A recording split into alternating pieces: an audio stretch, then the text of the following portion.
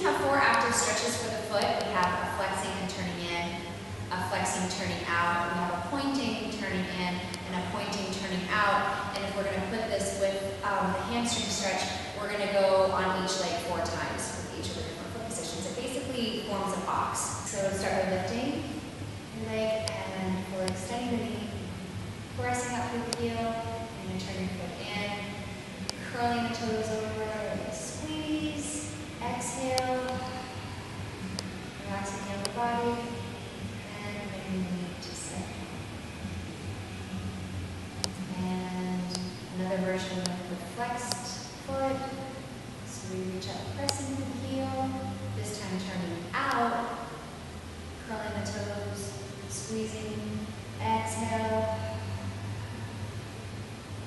and setting down to rest. So now we're going into pointing the foot. So you bring the knee up again, straightening the knee, and now you're going to point your toes up to the ceiling as much as you possibly can. You should feel the stretch through the top side of the ankle, turning the foot in. Then you're going to draw the toes back and separate them. Here's where you want to exhale.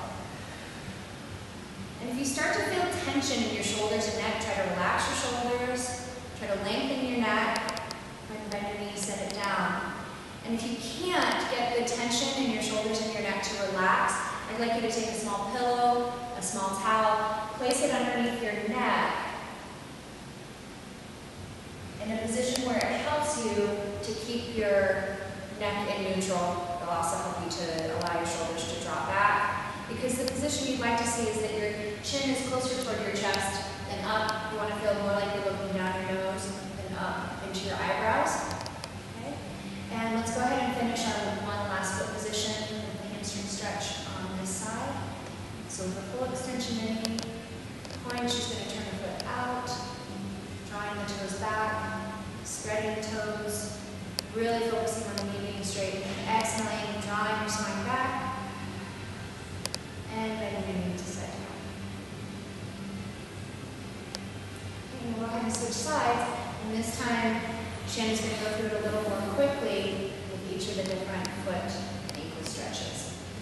So she's going to bring the knee up, flexing through the heel, straightening the knee, turning the foot in, curling and squeezing, full exhale, and setting down. And again, lift, reach, turning the foot out, curling the toes over, straighten the knee as much as you can, exhale, and relax. Okay, 2 more going into pointing, stretching the top side of the ankle. Knee again is all the way straight, turning in, drawing the toes back. Opening the toes, trying to spread them wide, exhaling, and one last time. Foot turns out, toes draw back and apart, knees is straight. And you're also focusing on drawing your leg as close towards your head as you can in this direction, because we want the full length of the hamstrings, because if you can see, Shannon will hold this for a second, the hamstring is stretching here, and the more that if we come to this side of the joint, the more that we shorten on the front side of the joint, the more length we're going to get on the back side of the joint. And go ahead and sit down. And that completes the hamstring series. So now we're going to go into stretching the quads. This position or exercise is often called bridging in yoga, Pilates. The position that we want to be in is with the feet fairly close together and walked back toward your hips as comfortable as you are to place them. And the important piece of getting what we want out of this is that we protect the low back.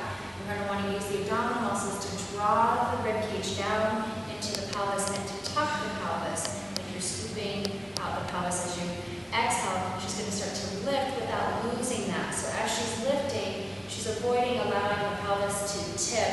She's going to focus on drawing the pubic bone toward her sternum, lengthening the low back, and then she's going to reach up through her quad. So again, this is the line that we're trying to lengthen, is from the hip out through the knee. So the more that she reaches, without losing the integrity of the position of her low back, and softens the ribs, shoulders, and neck.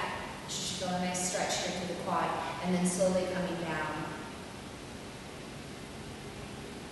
Resting there. If it's not comfortable to leave the towel or the pillow underneath your head in that position, you can remove it.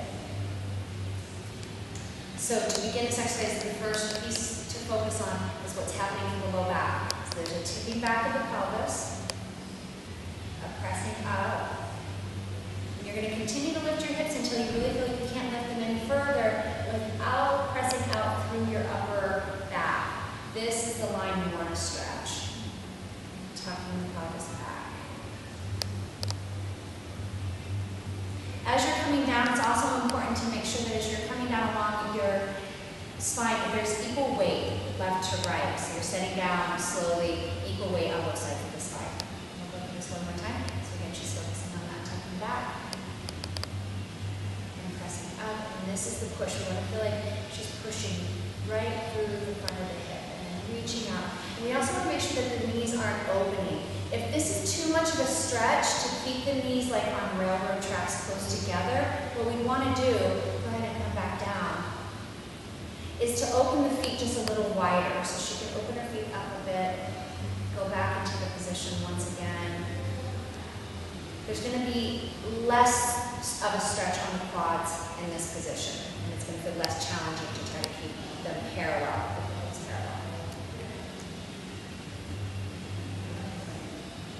And that finishes the lower body. So stretch the quads.